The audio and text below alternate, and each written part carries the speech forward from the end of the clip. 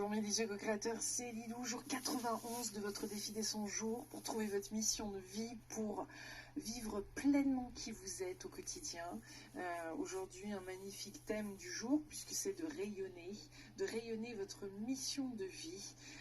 Et j'ai envie de dire, il n'y a rien de plus beau que ça, d'être dans cet instant présent.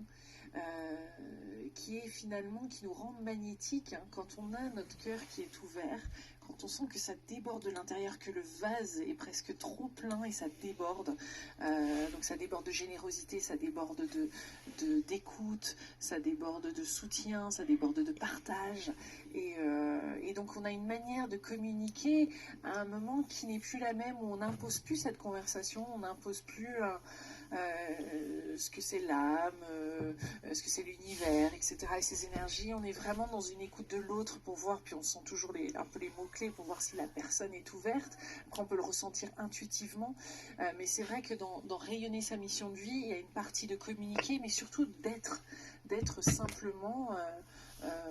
plutôt que d'être dans le faire, c'est comme on l'a vu dans plein de défis, c'est surtout le fait d'être dans l'instant présent et de profiter pleinement. Alors je vous ai mis ici 7 conseils, dont bien sûr on rayonne de l'intérieur vers l'extérieur et non plus l'inverse. Sachez que vous incarnez votre mission de vie, de toute façon c'est dans votre façon d'être plutôt que de faire.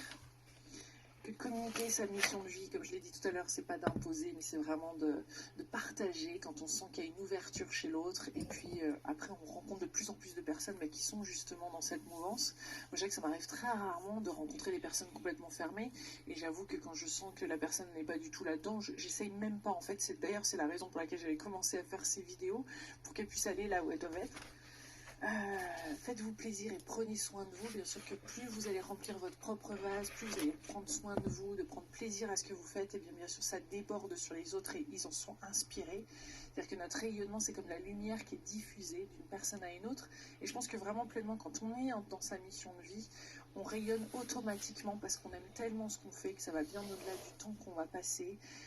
C'est quelque chose qu'on aime faire, et qui automatiquement, même au-delà de rayonner, qui guérit.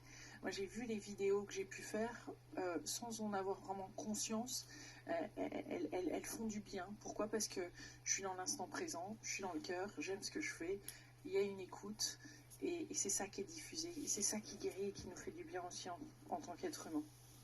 Souriez à la vie, aux défis, bien sûr, ça on l'a vu et revu tout au long du défi des 100 jours, où ces défis se présentent comme une opportunité pour nous de grandir, d'apprendre, de rayonner encore plus notre mission de vie. Et puis bien sûr, il y a l'aspect de manger sainement, de manger des nourritures qui nous soutiennent aussi dans notre mission de vie, qui vont être vibrantes, qui vont nous permettre d'accéder à des fréquences et des vibrations plus hautes.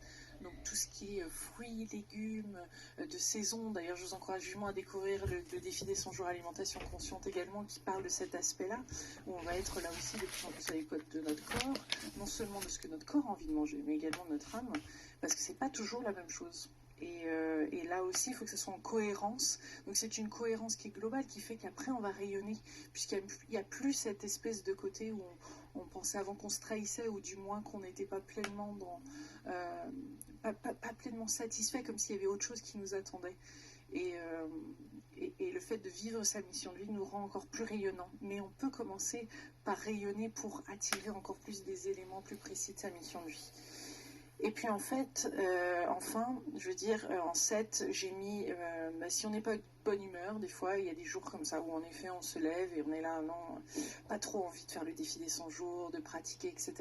Pourtant, c'est justement ces moments-là où il y a quelque chose de magique qui peut se passer, de recréer une intention, de se remettre dans ses pratiques, et de savoir qu'on n'est jamais seul finalement.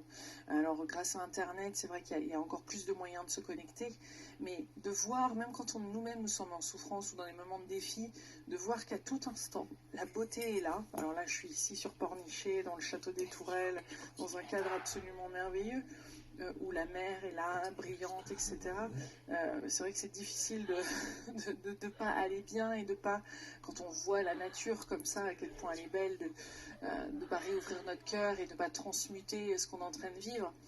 Mais des fois, il y a en effet de voir que la beauté existe, même quand on a une maladie, quand on vit une souffrance importante, de se réjouir pour les autres, de voir que la beauté traverse à tout instant d'autres personnes et par procuration comme ça, de ressentir ce bonheur permet aussi de commencer à rayonner, de retrouver cette petite lueur d'espoir, parce que ça commence par une lueur qui ensuite, elle, va grandir. Donc, surtout, ne vous sentez pas isolé, à tout moment connecté. Je sais que le fait de faire le défi, d'être dans une structure comme ça, d'avoir une communauté, d'avoir d'autres personnes qui sont aussi autour de nous, qui sont de plus en plus dans un même élan de co-création, va nous aider.